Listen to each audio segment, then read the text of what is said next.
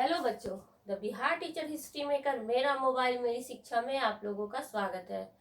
तो आज मैं लेकर आई हूँ आपके लिए वस्त्र उद्योग में दो जगहों के विषय में कुछ जानकारियां। दो जगह कहाँ कहाँ के बारे में, एक तो भागलपुर और दूसरा है अहमदाबाद। तो ये दोनों जगह ज़्यादा ही हमारे देश में वस्त्रों के लिए ज़्यादा प्रचलित है। तो इसके बारे में कुछ जानकारियां आप लोगों के पाठ में दिया गया है, जिसको मैं यहाँ पर बताने जा रही हूँ। तो हम लोग पहले देखते हैं रेशम वस्त्र उद्योग भागलपुर। भागलपुर कहाँ है? बिहार में है भागलपुर, हमें पता है ना, भागलपुर बिहार में है। तो यहाँ रेशमी वस्त्र उद्योग बहुत ज्यादा प्रचलित है यहाँ के। तो इसकी कुछ मुख्य बातें मैंने यहाँ पर लिखी है। तो चलिए हम लोग देखते हैं इसकी कुछ मुख्य बातें क्या सब है। पहला हमने दिया है कि पूर्वी भारत में रेशमी कपड़ों के व्यापार का सबसे बड़ा केंद्र है। पूर्वी भारत में रेशमी कपड़ों का व्यापार का सबसे बड़ा केंद्र कौन है? भागलपुर। यहाँ पे रेशमी वस्त्र बनाए जाते हैं, जिसे हम लोग तसर सिल्क के नाम से भी जानते हैं। तो यहाँ पर पूर्वी भारत में रेशमी कपड़ों के व्यापार का सबसे बड़ा केंद्र भागलपुर में है। यहाँ की उत्पादित वस्त्रों की मांग स्थानीय, राष्ट्रीय एवं विदेशी बाजारों में भी है। स्थानीय तौर पर तो इसकी बहुत ज्यादा मांग है ही, राष्ट्रीय तौर पे मतलब पूरे देश में इसकी मांग भी ज्यादा है, और साथ ही साथ विदेशी बाजारों में भी इसकी मांग की अधिकता है। विदेश में भी लोग चाहते हैं यहाँ के वस्त्रों को मंगवाना। इसके बाद है कर्नाटक के बाद दूसरा भारत का सबसे बड़ा रेशमी वस्त्र उद्योग यही है। क्या है? कर्नाटक के बाद भारत का दूसरा रेशम वस्त्र उत्पादक केंद्र भागलपुर ही है। यहाँ की रेशमी वस्त्रों को भागलपुरी सिल्क कहा जाता है। भागलपुरी सिल्क इसको नाम दिया गया है ताकि इसकी पहचान हो सके कि ये भागलपुर में बना है।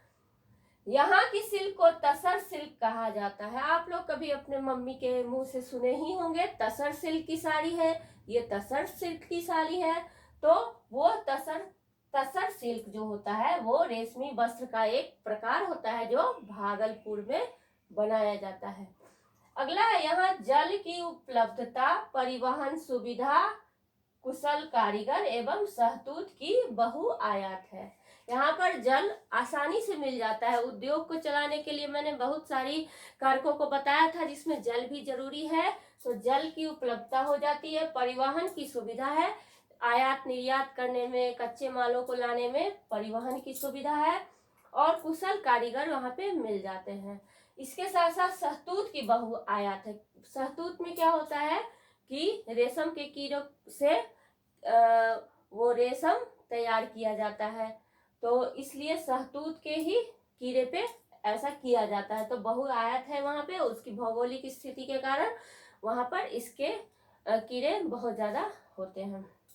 शहतूत के पत्तों पर वो कीड़े पनपते हैं।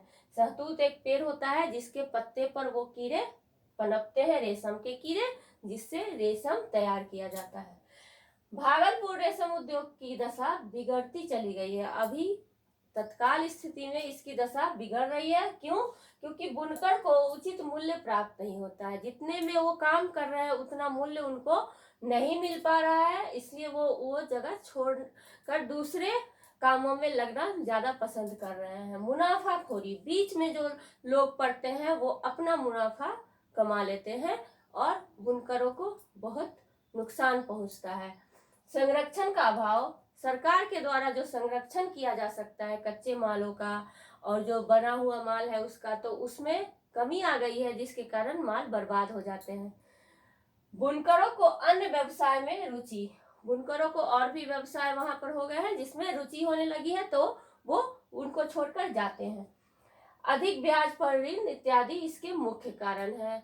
अब इसमें कभी कभी अधिक ब्याज पर ऋण लेना पड़ता है जो नुकसानदायक है। तो इस तरह हमने देखा भागलपुर रेशम वस्त्र उद्योग। अब हम देखते हैं वस्त्र उद्योग का मुख्य केंद्र अहमदाबाद। वस्त्र उद्योग का मुख्य केंद्र अहमदाबाद है। अहमदाबाद में कौन से वस्त्र की ज्यादा बहुआयात है? सूती वस्त्र की। लेकिन आजकल सूती के साथ साथ यहाँ पे पॉलिस्टर की भी वस्त्रें बनती है साथ में। तो अहमदाबाद गुजरात का प्रथम एवं मुंबई के बाद देश का दूसरा महत्वपूर्ण वस्त्र उद्योग है। गुजरात का प्रथम और मुंबई के बाद भारत का दूसरा महत्वपूर्ण वस्त्र उद्योग केंद्र है। यहाँ सूती एवं पॉलिस्टर दोनों के कपड़े का व्यापार फल फूल रहा है।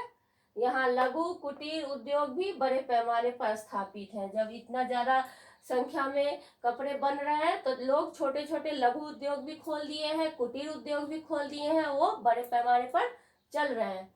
यहाँ 250 बड़े वस्त्र उत्पादक इकाइयां हैं, अतः इसे भारत का मैनचेस्टर कहा जाता है।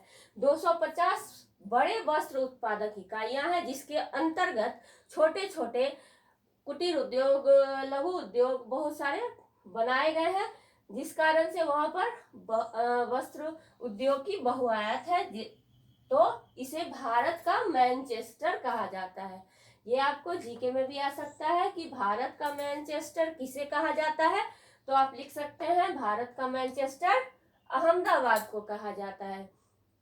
अब यहाँ रेल, सड़क, वायु परिवहन देश के क्षेत्रों से जुड़ा है। यहाँ के जो रेल है, सड़क है और वायुयान की जो परिवहन है वो सब क्या है, पूरे देश से जुड़ा हुआ है, भारत के हर क्षेत्रों से जुड़ा हुआ है। तो आसानी से उनके सामान एक जगह से दूसरे जगह भेजा जा सकता है।